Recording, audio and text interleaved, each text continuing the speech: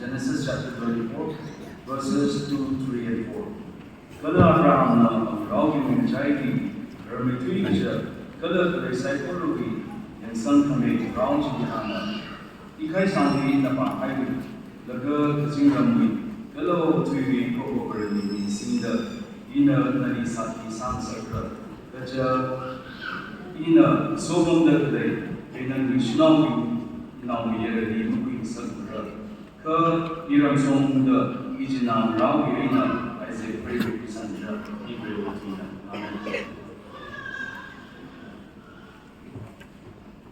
In Sinadere, in Hamana, in Pexing Rawi, Resign, Passon, and we Rawi, Rumland, Yarisai, orderly, and running on so title.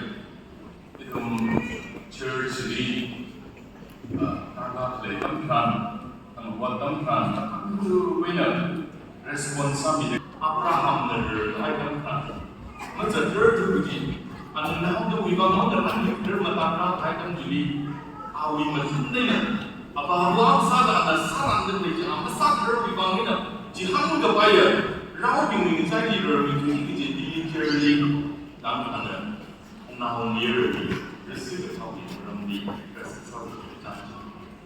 over 3 lead dan Iraq ada lagi ini kebetulan tanpa nawak sada Iraq ada lagi Iraq ada lagi ayat tanpa sampai dia sedang kenal sampai itu ini kebetulan ia sisi pulih ada ia kan yang sisi dengan ini kebetulan nah ada sisi pulih kesangan nawak sada tak ramai dengan kebetulan ia berada jauh itu kita mencuba kami Berikutnya dengan pindah ini juga pasal. Kau cuci berikutnya kami baji dengan pindah baji meninggal. Ibu suami ini dengan berkembang kehidupan ini. Ini berkembang ini. Kami jadi juga number 1 lead. Kau cuci itu berkembang ini. Kaya kami jadi number 1 kita. Internal relationship. Berikutnya ini kami sedikit juga. Kalau kata apa yang kita mesti tahu ini cuma ini. Berarti itu memang seperti ini penginginan kita. Kalau ini responsibility, ini kepentingan. Matanya itu na kepentingan ini. Ini matanya. Oh, jadi kalau itu ini masa pengurang, jadi masa pengurang ini jadi tanah ini. Jadi bang religion kang tay number 1 diba? Eternal relationship ikan bayi. Ikan betul ya. Himan itu apa? Itu mau kau ikan balik. Himan sama itu apa? Kecingkram himan sama itu apa? Tumai itu sama itu.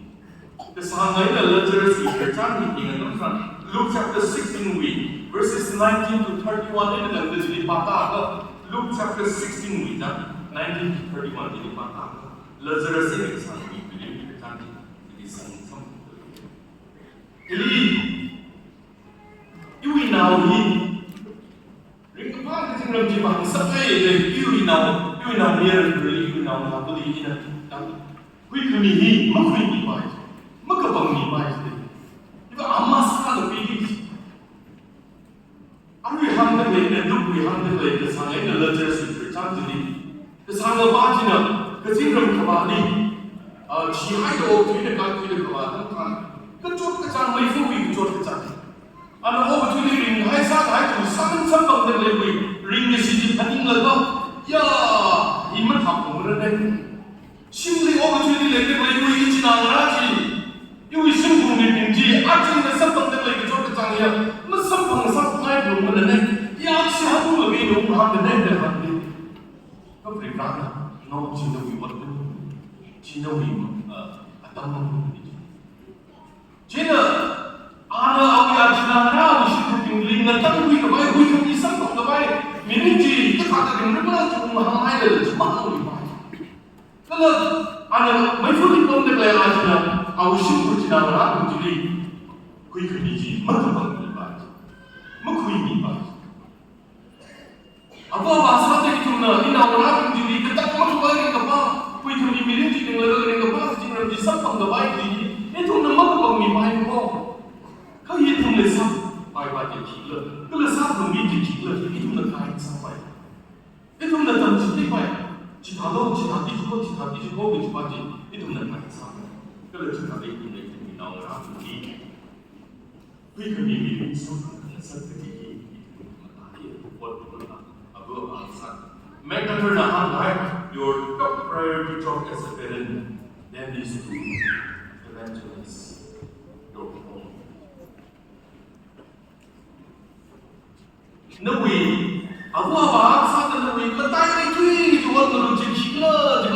Nawi namrali, nawi syukur jadi nawi mengkuli nawi pekali ke pembentukan. Kecil nawi yang mengesal, kui kami sampai pemimpin diri ke haji, kita dijumpai. Na apa sahaja nawi top priority bagi mengapa juga. Namrali hak suci, hidup mereka. Ina orang di Cina bangsa terjadi ina pastor sauda, ina ordained minister sauda, ibu kota ini ina orang di Cina bangsa. Ini jangan kerana kerja pakar baik dengan cepat. Kalau cuci minum cuci sampai baik dengan lebih baik dengan baik sampai. Kepala baik number 1 cikgu. Kami ini itu mereka kepala baik gila kepala berani gila resu. Lifelong relationship. Mirin resu. Itu mereka kepala. Kalau hasil mereka kita, jadi nanti mereka melihat share sama kita. Mipong banyak ini kepala resu baik. Hasil mereka kita, kata sumpah, kata sesak. Kata jam itu di mana? Negara kami resu apa?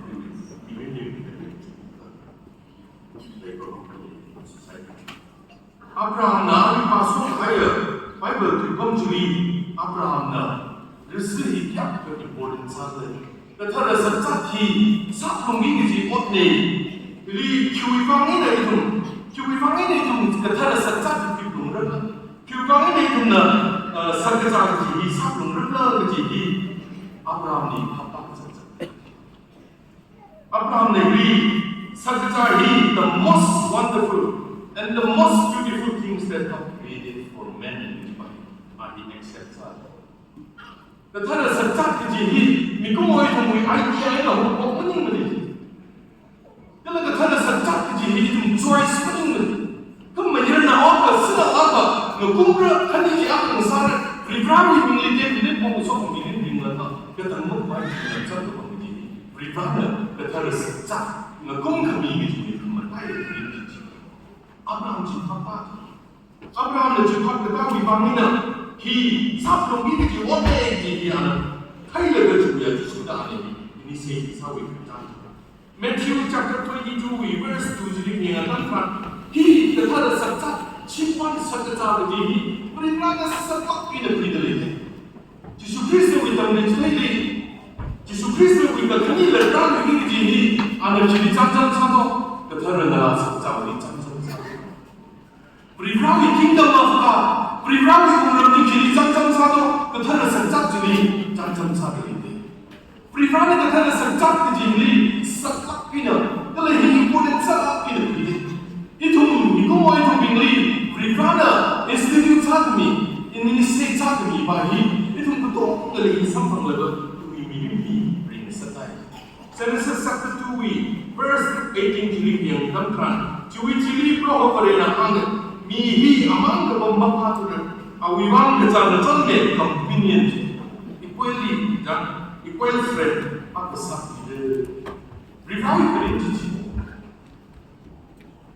mihi mayar apa yang amang ke pembapa tu Kena beribadah ini ada cara helpmate dalam convenient Nerai kita equal friend atau siapa dia beribadah mencuba beribadah kena cincin aku Iku mau itu jual semua cinta bantu begini satu cara begini ini kau beribadah kena cincin aku beribadah di sopo tu siapa lain dong jadi kalau yang tu jadi ada di amang la pangapa tu jadi beli amang pangta sayur mengata baik dong jadi apa saja ada jadi ni pun kau ini beribadah apa lagi tu kementai merambah jadi plus amang la pangapa tu jadi emotional needs jadi jadi ni baik kui ni baik partner Jauh jelas, saya jelas, jauh jelas, dia jelas, kai jelas, banau jelas. Kecil jauh company yang nama mereka, atau minit sih, fulfill sang orang lagi. Kami mau baca betul juga apa bahasa salah, betul juga ringan salah. Awi emotional needs sih fulfill sang ikhwan, awi company yang mana dia apa tu?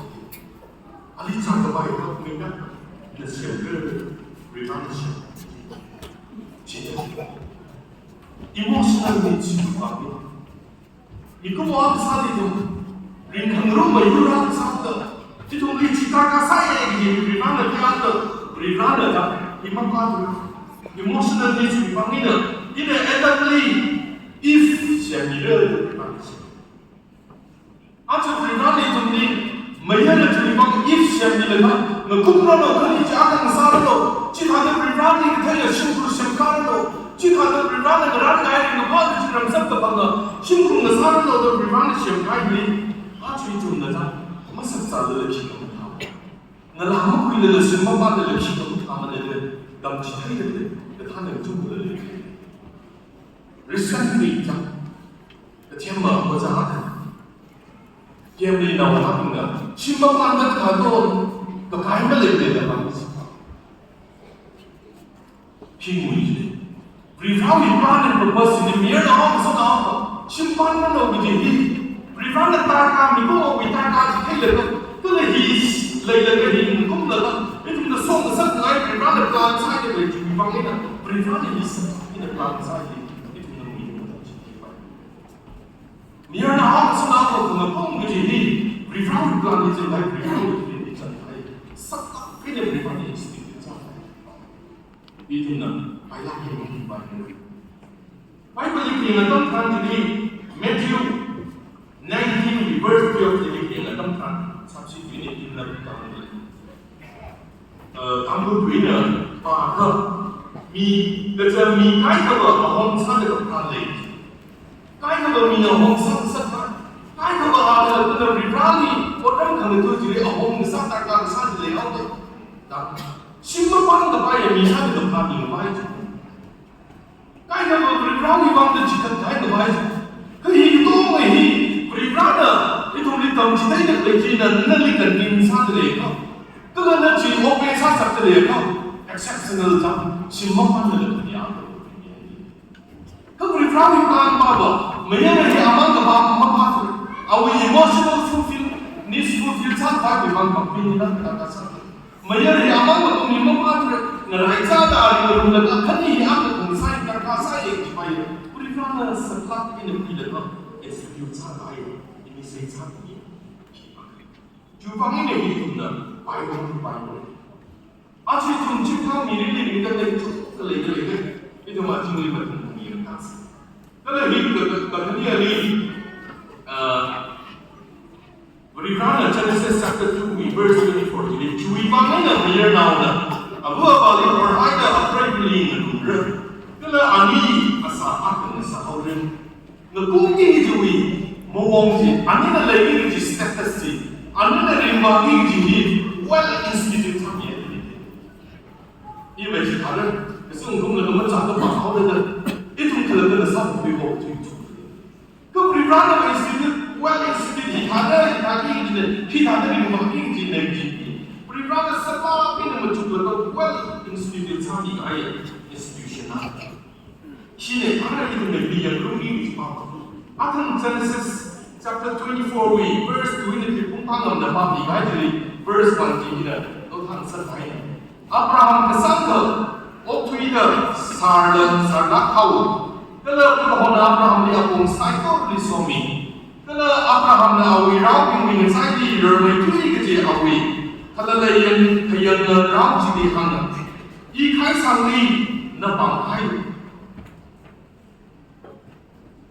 Ini hang terlebih. Abraham na abah sahaja na rajini tetapi seksa kami.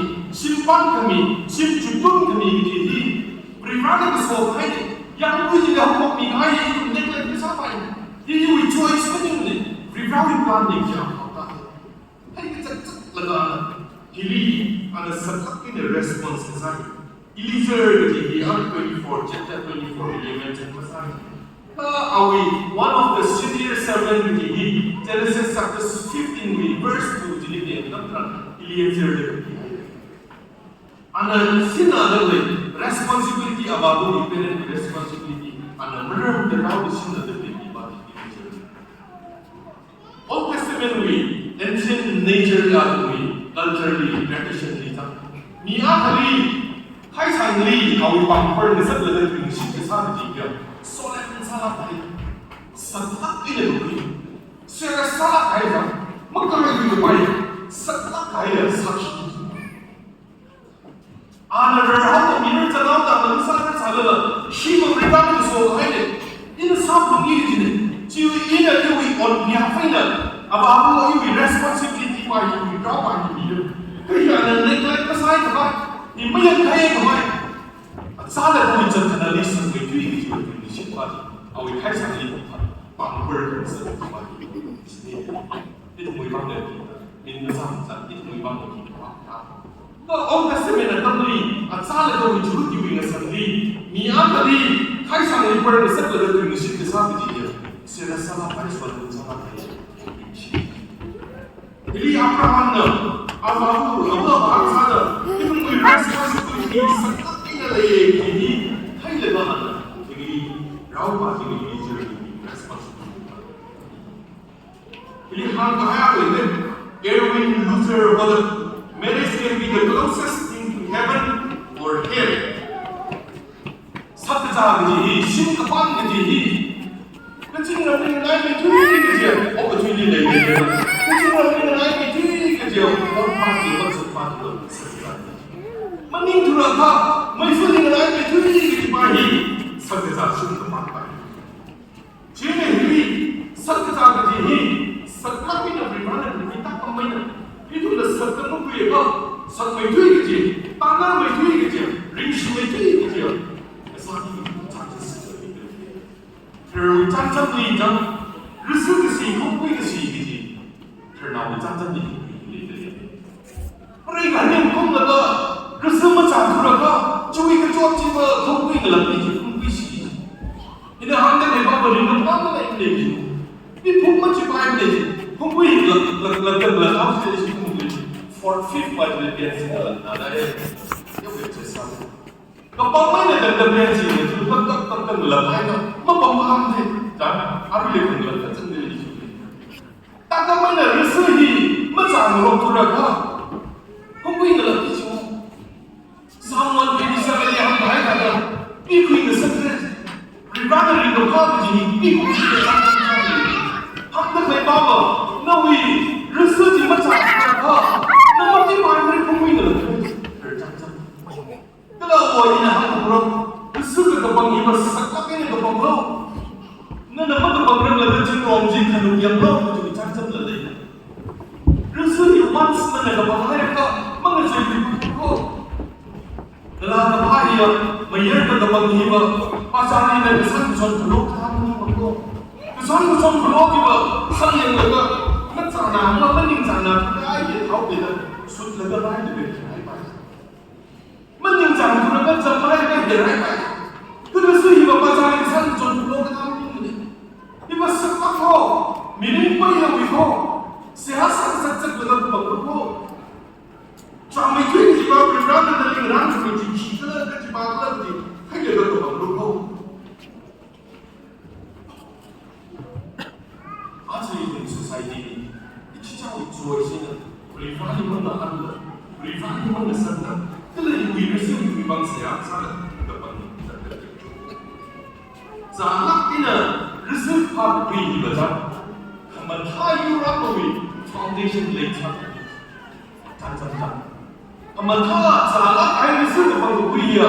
Kapa yura kan sah hai foundation later hai ngerai saya. Masuklah. Nanti break hai macam tu kapa sih masuk kita. Nanti now kapa berapa lepas. Now lepas berapa lepas. Nanti macam tu kan nanti maklum tu kan. Private institute kai purpose ni nanti maklum tu kan.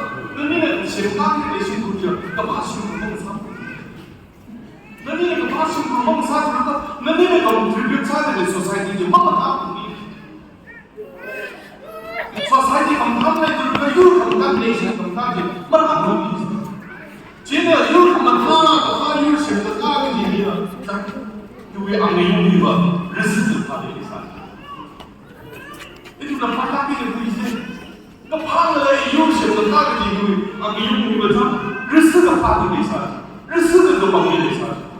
Napoleon ne ini apa milo ini nalai kapal nalai Yusuf ini anda tak mana nawi resume kapal ini private itu ni kalau right person je maka bang itu maka good family good society dalam ini kalau nana je the past family society contribute masalah terlalu nawi nalai itu sangat asyik nawi nak tengah bah nawi tak tengah apa na apa sana na church ya orang sana resu ya bomli kata secara bomli yang pasal tu bomli yang orang mali dia kata secara tu bomli kata ada mesti itu na kiro itu church na kiro itu lagi baik mana hari itu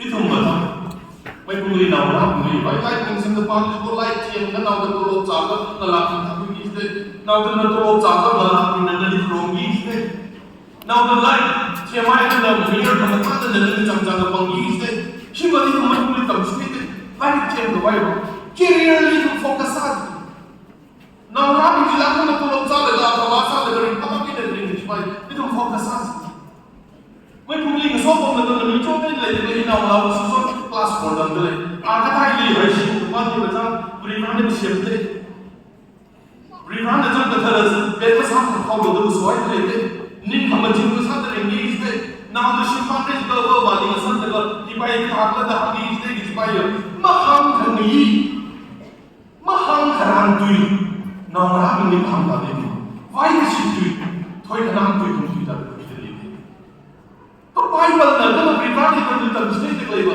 हनाका तो धरना विवाह शिल्पन का सुंदर विषय ऐसा समझो थंग जिले में मेरे लेकिन अब जीवन में छिपाए खान सब नहीं रुसुबाई में मत छिपा लगे नहीं तो भी ना वो ऑफिसर वर्कर बाजी में after 6 years the retire साथ दे बोल 个明白的我推荐中的那生命的就来弄的生命的就快不新的办法。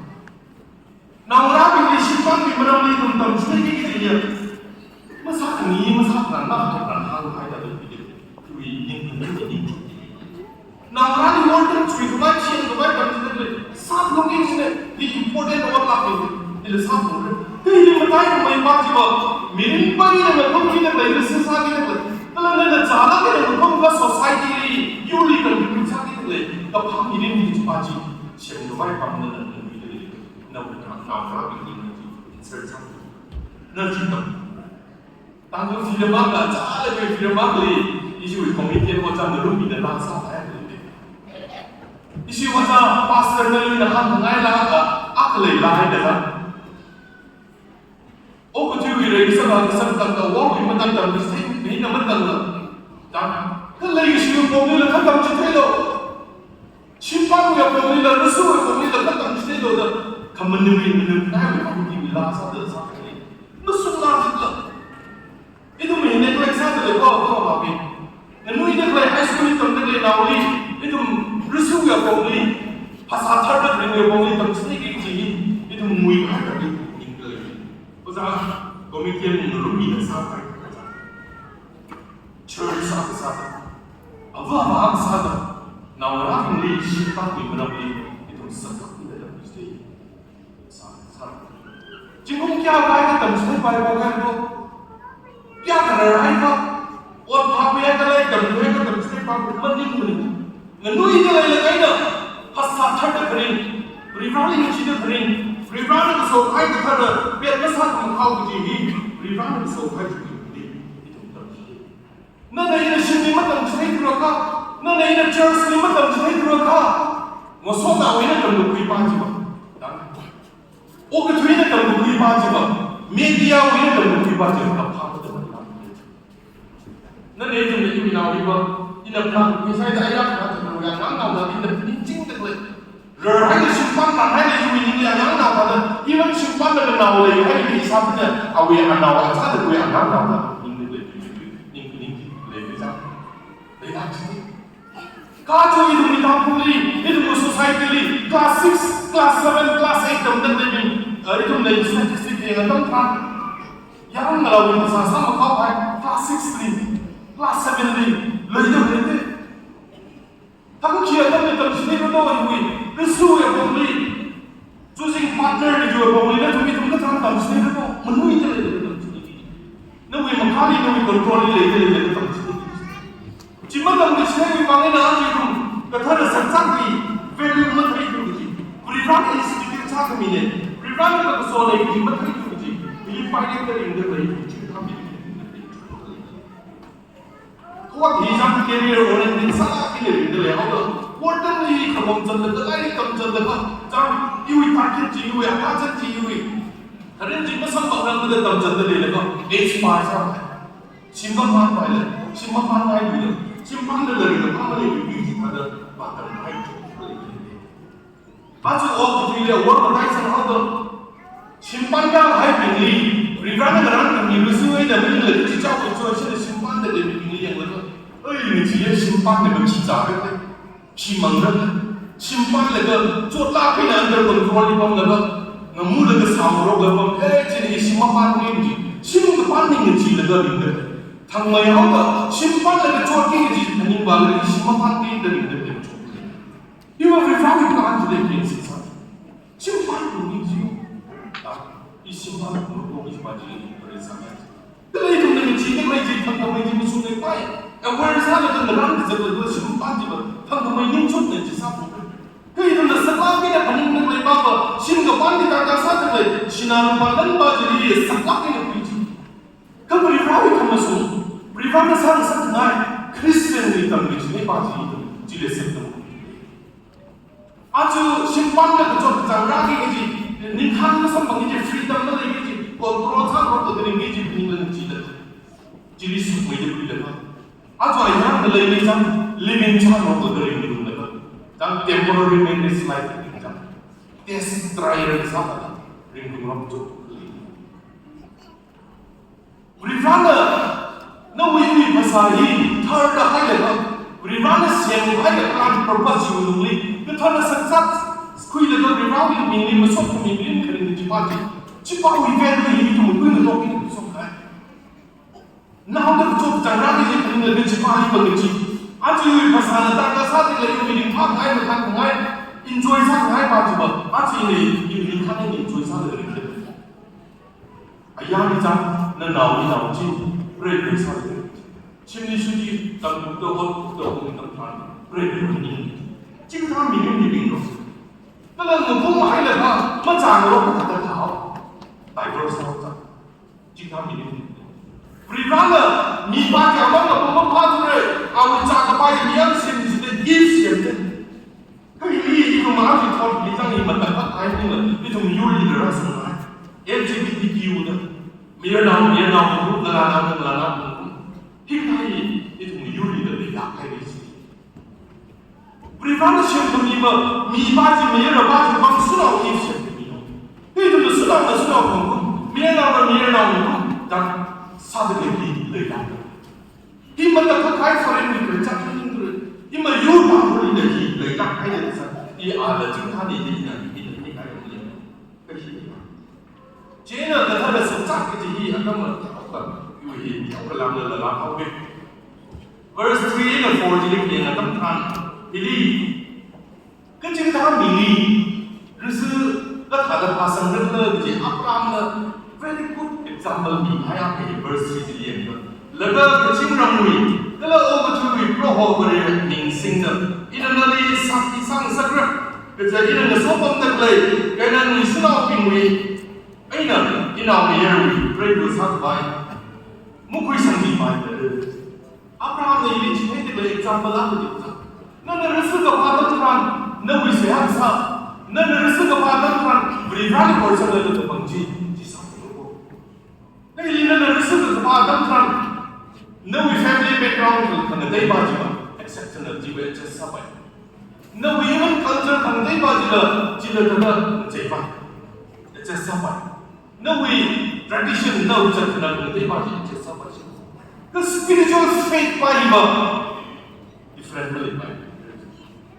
Kino Abraham lepas itu, ada kenan dalam jadi kesopong lepas biru malah kata kecung kelai jadi kesangka kecung kelai jadi kecenda kecung kelai jadi.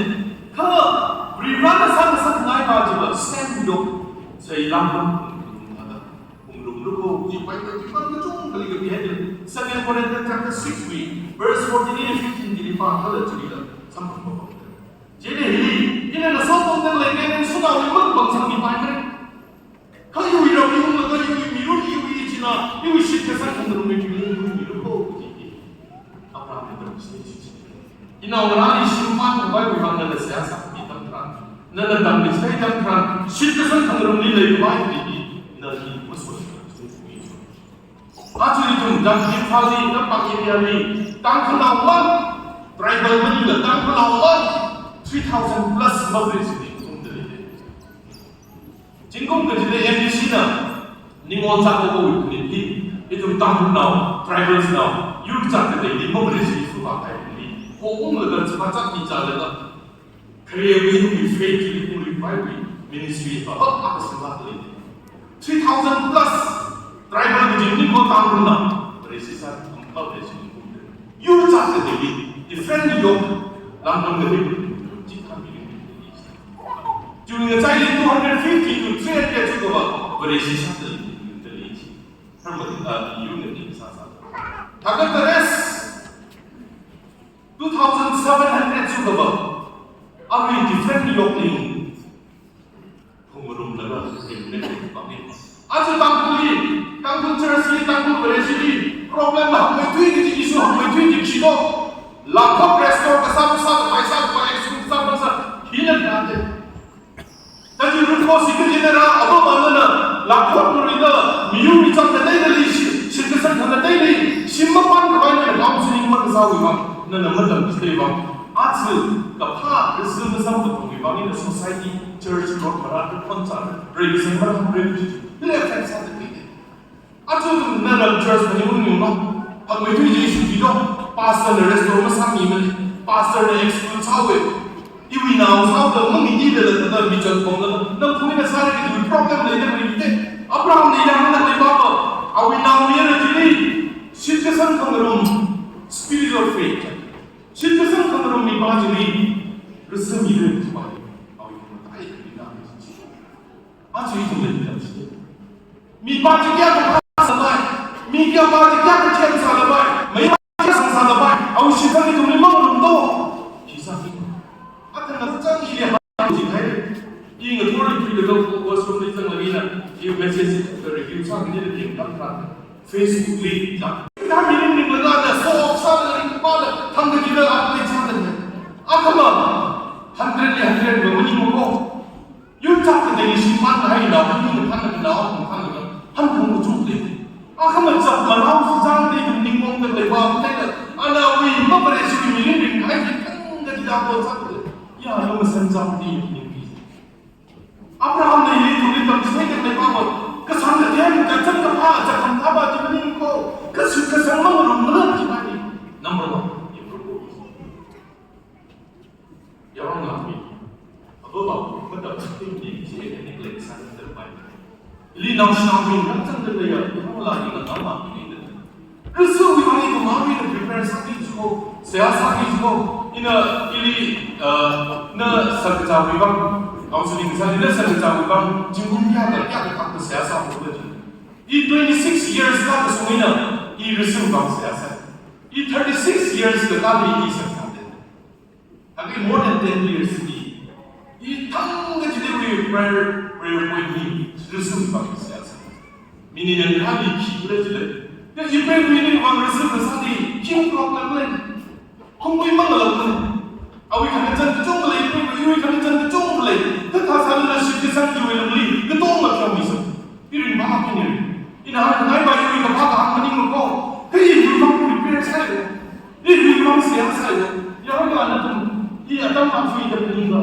receive bằng là sao sao cái này nào mà bị cái trong ở trong phạm vi của mình rồi receive bằng sao sao cái này hình như thế này anh sẽ dùng là 실제 상만 그런리 신주만 위기스비 솔로몬 ông 리반의 그 상을 tiet던 함선이 아가가 정말 아가가 상을 되는데 나 나만 좀 미움이 잡으로 막강 그런리 같은 꿈이 방에는 리반이 실제 요를 잡았대 뭐 아우 리반은 민감 요가 되리 거꾸로 지가 가오네 지금 미리 가오네 상선 미움은 그런리 같은 방에는 좀 장 상상하되 어거 많이 많이 시비하되 아우 미리 나는 심하게 상상하고 이소 미움이 잡는 그런 리바 그런 리바는 아우 무슨 리바 그냥 하고 제네시스 리비할 히가다 그래서 근금 느낌이 싹고 투플라케네 세상에 들어가는 거고 근데 이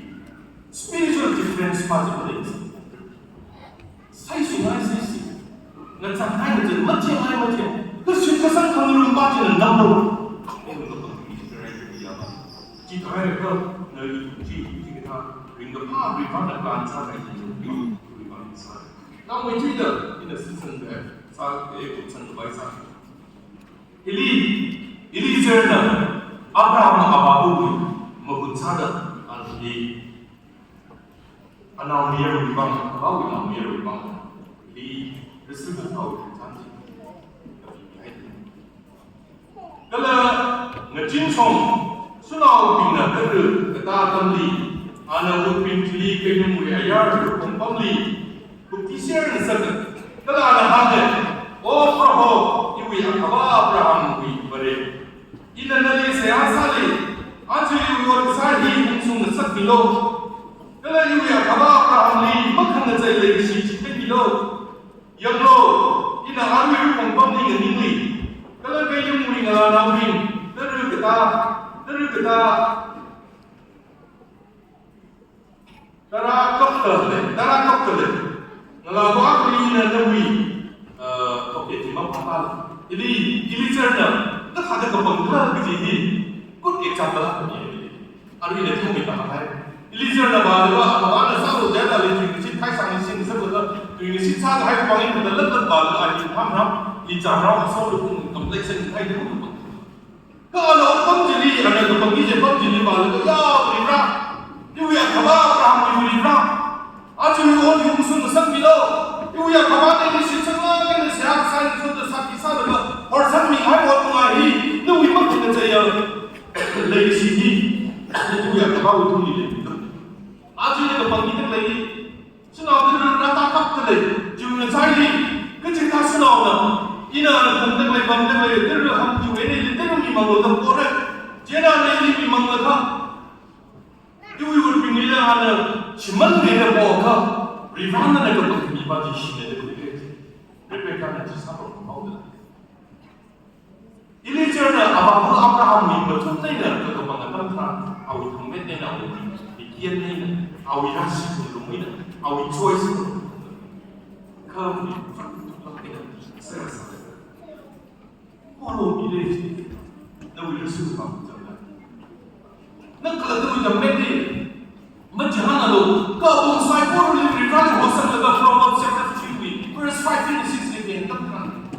Berani hosan lo, nabi tak kaji hina ni berani cakap lo. Anak bapa kita tak disengat ni, nabi cakap pan ni bani. Kalau mirai ni include Rasul Muhammad. Itu nak cakap ni ringakan.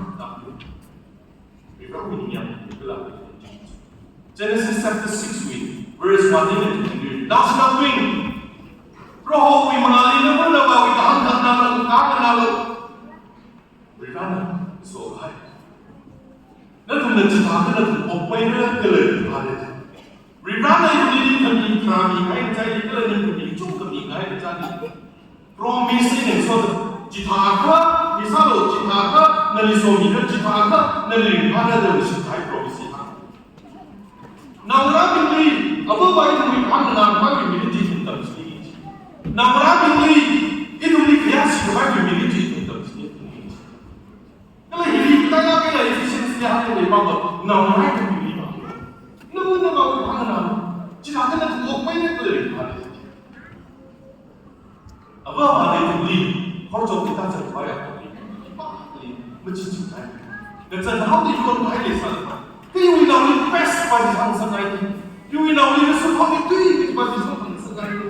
Dia ada baik untuk kita tahu. Tapi satu benda, apa yang kita? Kementai itu mereka bagi supaya terus hidup. Ribada dengan kongres itu bagi ini. Citizen kalau merasa bagi ini. Risiko kepentingan pribadi harus ada siasat itu terpengaruh. Pribadi misal sebagai kemudian menawarkan tulak kena siasat ini telah menjadi masalah. Simpang ini berarti terpisah pokok house. Sasa ada toy ini sasa ini. Ini mana saya pun disome pokok lagi pokok ini itu sangat penting. Sasa ini. Saya orang yang tinggal dengan